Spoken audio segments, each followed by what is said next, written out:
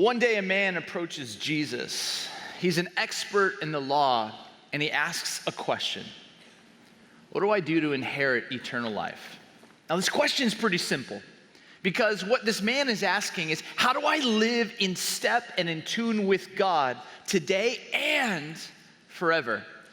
And so Jesus, knowing that this man knows the first 5 books of the Bible, Genesis, Exodus, Leviticus, Numbers, and Deuteronomy, that was known as the law, and this man was an expert in the law, Jesus flips it back onto him and says, how do you interpret the law? And the man says, it's this, to love God with all your heart, with all your soul, with all of your mind, and to love your neighbor as yourself. Now here's what you need to know, is the word neighbor back in those days was synonymous with family. Israel had 12 tribes, but your neighbor was only your tribe. People who looked like you, acted like you, voted like you, thought like you, wanted the same things as you, that was your neighbor. But somebody from another tribe, even though they were a part of the Hebrew story, you didn't have to help them. And so this expert in the law gets curious with Jesus and says simply, well, define neighbor for me. And Jesus goes, okay. And he tells the story about a man who's walking, and he comes across some robbers, and he's beaten. He's robbed, he's left for dead, bloodied and naked. And he talks about how 2 religious leaders see the man and step over him on their way to carry out their business. And I imagine the expert in the law is thinking, okay, Jesus is going to tell the hero, and the hero is probably going to come from my tribe. No, it's not what Jesus does.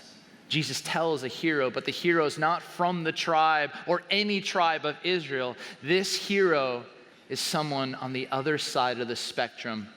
This person, this man, comes from the most despised, most hated rival to the Hebrew people. His very kind was a word that was a racist term. It was Samaritan. And we know the story of a good Samaritan because this man comes and he sees the man.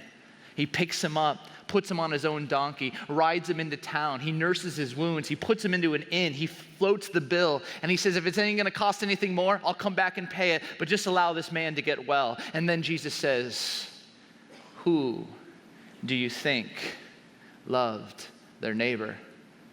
And the expert in the law says, the one who showed mercy. And Jesus says, you are correct.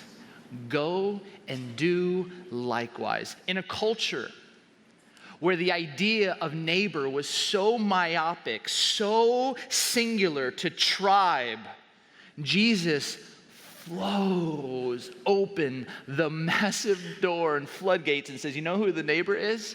It's the person who you can't stand. It's the person that does not like you. It's the person who is your rival, the person who has wounded you. You know who your neighbor is? It's everyone. And you know what you're supposed to do, Jesus says, is to love everyone always. That is the invitation. But here's the deal. It's so hard, isn't it? I mean, you turn on the news, and it's all this negativity, and everything is pushing you back to the archaic, myopic view of the word neighbor. And Jesus just keeps whispering, come on, man, trust me. Trust me. And you gotta understand that there are only 2 primary emotions, drivers that will compel you out. And it's simply this, love and fear. Everything falls under these 2 words, love and fear. And you know what fear is? It's just the desire to build up a wall to protect you from them, just to separate. You know what fear is? Fear is keeping secrets so that you're not fully found out or fully seen or fully known. That's what fear is. And oftentimes when Jesus invites us to love the whole wide spectrum of who our neighbor is, fear just comes up, doesn't it? I remember feeling this. I was in the city a decade ago called Hebron. And Hebron is a divided city. See, on one side it's Israeli, on another side it's Arab that are predominantly Muslim in faith. And right in the center of a city is a tomb a holy burial site. And it's where scholars believe that the body of Abraham is. And on the Israeli side, you can walk up and there's a gate and you can kind of look and peer into this kind of beautiful burial site, and you can look across and you can see the other side. And what's amazing is I found myself on the Arab side. And I found myself walking down throughout the bazaar and seeing the storefronts. And there were gates on top, kind of for a roof, just for protection. And as I was walking, all I could see were eyes. Everything from the women and the men, most of the time, were covered. And I don't know if you've ever experienced this, but I felt like a minority. And as I walked, I could feel the walls of fear rising up within me because I've never been in a scenario like this. And I'm walking and heading towards this holy burial site, and I see these eyes looking at me, and I'm not sure what to do. And I just feel God whisper, "They're your neighbor." And the only thing I could think about doing was to walk, because I remembered this old Arabic word that meant peace to you. It was a greeting, and it was the word salam. And every time someone looked at me and I looked at them, I just said, "Salam." And they looked at me, "Salam, salam." I'm sure some of them giggled because I probably was saying it wrong. And anytime I saw food, I stopped and it was like, "Salam," and I just took in the A's. But you know what happened?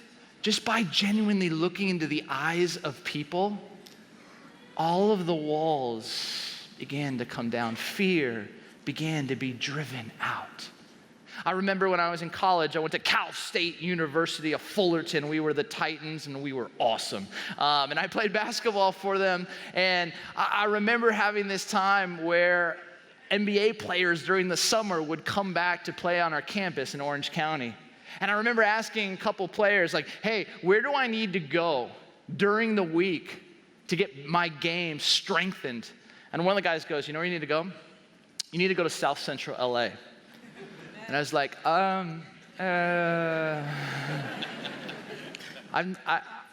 really?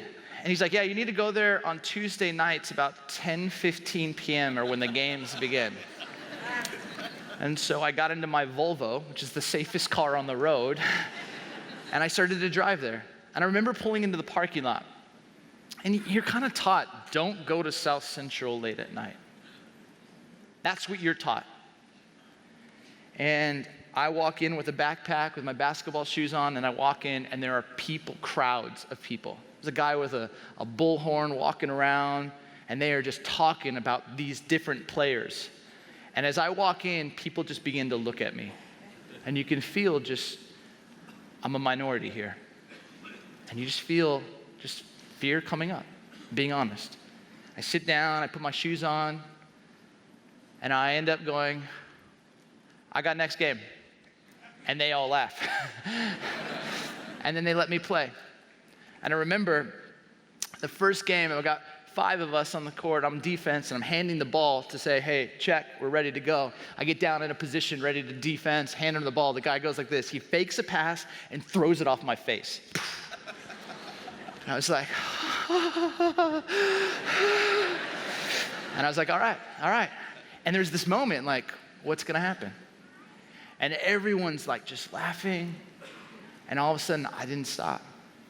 And I just kept playing. Our team ended up winning, and we kept playing on. And at the end of the night, the guy who threw the ball off my face says, "Hey, I'm so used to people coming and leaving and never coming back. Are you gonna be one of those guys?" I said, "No. You guys make me better. We both love the game of basketball. Let's keep playing." And for the summer, I kept coming back to this same gym in an area that I had never been, and I loved it. They made me better. They became my friends. And what was so amazing is the beauty of love is it can drive out fear if you allow it. And that's what we need to do. The guy with the bullhorn who was kind of announcing gave me a nickname. He called me Dr. Carter. I don't know why, but I just want to tell you that. Here's what I want to do. I want to tell you what love is, what love is not, and what love does. I think we just need to get back to love, because sometimes when we talk about love, it takes us back to kind of like the love, man. I want you to understand when Jesus is saying love your neighbor, it's so deep. It's so theological. It's so crucial to the God story. And I want to tell you, but I'm going to take you to a passage of scripture that I guarantee you will take you back to a bad wedding ceremony. And I need you to hear this with fresh ears. I want to take you to the city of Corinth. And Corinth is very similar to today, to here, to the US. Hypersexualized, hyper-individualistic, very materialistic, very driven. And yet there was this Jesus movement that was happening within it. And Paul tells the Corinthian church that every one of you has been given a spiritual gift. Leadership and teaching and evangelism and mercy and hospitality. I mean, he's just going out, telling that every one of you have this gift from God. But this is what he does. He starts 1 Corinthians 13 and he says, but I need to tell you the most excellent way. And then he says, I don't care if you are the greatest teacher, if your prayers are the most prophetic, if you write the most beautiful worship songs, if you lead one of the most influential organizations, it does not matter if love is not at the foundation. It will all be for naught. And here's what I need us to do. I need us to kind of have a deep dive into what love truly is, what love isn't, and what love does. Because Paul says if you get this right, then when you're sent out into your cities, you can multiply your reach because people will see love in a brand new way. And that is my prayer for you today. Now, when you head back into your neighborhoods, head back into your workplaces, head back into the city, that you would have this foundational understanding of what the word love means so that you can truly love the entire spectrum well. Let's jump into 1 Corinthians chapter 13, and it says this, verse 4. Love is patient. Love is kind. It does not envy. It does not boast. It is not proud. It does not dishonor others. It is not self-seeking. It is not easily angered. It keeps no record of wrongs. Love does not delight in evil, but rejoices with the truth. It always protects, always trusts, always hopes, always perseveres. Love never fails. So, what love is? It's patient and it's kind. Let's talk about this word patient. The fastest man in the world at 100 meters and 200 meters is a Jamaican runner by the name of Usain Bolt. Oh yeah, there we go. Man, some Usain fans, I love that. Now, a few years ago, Usain Bolt was actually in a race. He shows up to the mark, he gets down in position, he rises up as the guy is about ready to shoot off the gun. And you know what happens? He jumps the gun. Before the gun is shot, he takes off. And over the intercom, the announcer says, excuse me, runners, back. Somebody jumped the gun. And right away, if you watch this on YouTube, Usain Bolt knows that he did it. And he takes off his jersey, he puts his head down, and he's walking just because he knows he can't advance. He has been disqualified. Here's what patience is. Patience is the art of knowing how to wait for it. And for many of us, we jump the gun, don't we? We often jump the gun. We don't see what God is doing, but we just say, oh, you know what, I gotta tell you where you're wrong. Or you know what, I gotta tell you my opinion. Or I gotta tell you what I think you should do. Or I gotta try and manipulate so that you actually serve me. And you know what? Love is patient. Love knows how to wait for it. How patient are you? Just check your driving. How patient are you? Can you just wait for it? The second thing that Paul says is that love is kind. And here's what kindness is. Kindness is this, an abundance that meets a need. An abundance that meets a need. An abundance that sees a deficiency and actually begins to help lift it up. An abundance When you see someone who's just down, and out of your kindness, you go towards them and you offer a word that reminds them who they were created to be. And just with the words, you lift their spirit and you lift them up. Or maybe you know someone and God has just been so kind to you and you have this abundance of resources and you know that someone is suffering and someone is in need. And what do? You see that need and you meet that need and you give them a chance to be lifted up out of that time. That's what kindness does. But scholars have always wrestled with, why would Paul say that love is just patient and kind? And one scholar, Gordon Fee, says, because it is the passive and active response of our good God. This is the gospel, friends, because I need you to understand this, that our good God will never force himself onto you. Our God is patient. And for some of you here today who are exploring, I want you to know that God will never try to manipulate you. He will wait for you. And when you make that moment of a turn, let me tell you, this is just the truth. This is what I've experienced. God's overwhelming sense of kindness and grace will meet you where you are at, and he will lift you up. That is good news. So that is what love is. And then Paul says, let me tell you what love isn't, and it's a big list. Love isn't envious. What is envy? Good question, Steve. Love isn't something that covets. And covet's different from envy. Covet's when you long for something or need something that your neighbor has. Envy is different from jealousy, because you can only be jealous of something that belongs to you. My wife can be jealous for my time, but I can't be jealous for what my neighbor has. But envy is this boiling thing within. I think it is one of the most dangerous vices of our day. And it's this thing when you see what your neighbor has and it just eats you from the inside out. You can't celebrate their blessing or their favor or the things that they have. You wish that it was taken from them. I lived in a 2-story house and my mom used to make tea. And she'd put the water in a little tea kettle, put it on the stove, turn it up, and within a few moments you'd hear that, shh, I can't whistle, but it would start to whistle. And all of a sudden you'd hear it. But this is what envy is. You can't see it, but there's water that's just boiling within. The Proverbs say that envy will rot your bones. Love isn't envious. Love can look at another person and the favor and the blessing that God has bestowed upon them and say, good for them. Good for them. Love isn't boastful. You know what boastful is? Boastful is saying that the world's parade is about you. Boastful is saying in God's grand story, God, who needs to be the central character with the Son and the Spirit, you know what? They are actually extras who are supporting you as the central character.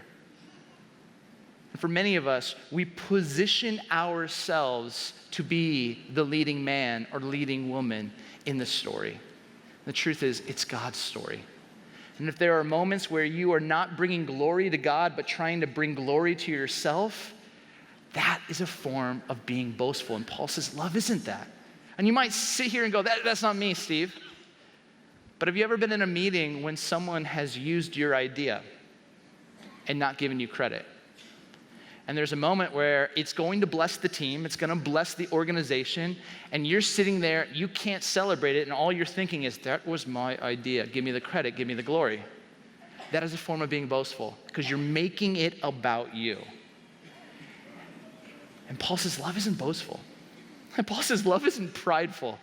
Have you seen those Halloween costumes where those kids will just put on the costume, flip a switch, and then all of a sudden they begin to inflate out? This is what prideful behavior is. It's when you exaggerate and puff yourself up. And you begin to walk around and you begin to say, you know what, I'm not good in my own skin. I need to actually exaggerate the story and actually tell people something to let them think that I'm better than I actually am. And pride